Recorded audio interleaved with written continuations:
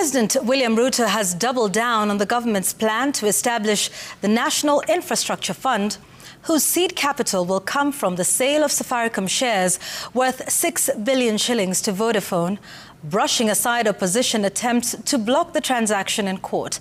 The president says the fund should be up and running by the end of the week. He spoke in Tsavo West National Park. Here's Melita Olatenges with more. The government and the opposition are locked in their latest battle, this time over the planned sale of 15% of Safaricom shares.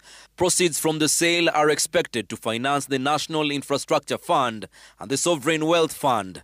But despite fierce pushback, President William Ruto remains adamant that the fund will be established as planned. The National Infrastructure Fund will be ready this week.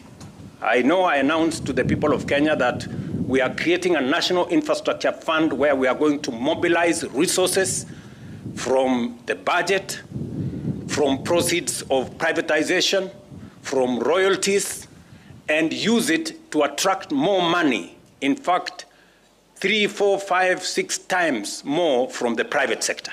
His remarks come just days after the united opposition dismissed the sale as undervalued and threatened court action. And we know that as they try to sell this parastatal without public participation, which is a constitutional requirement, it is simply because somebody somewhere wants a cut.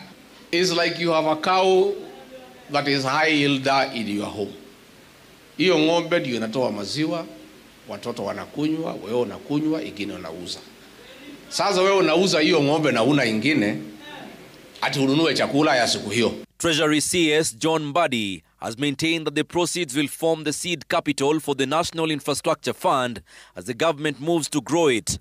Kenya plans to sell 15% stake in Safaricom, valued at 240.5 billion Kenya shillings. 15% was reasonable for us because we also need seed capital to put into the National Infrastructure Fund. And we've realized that 15% is raising us over 200 billion shillings to put into that fund.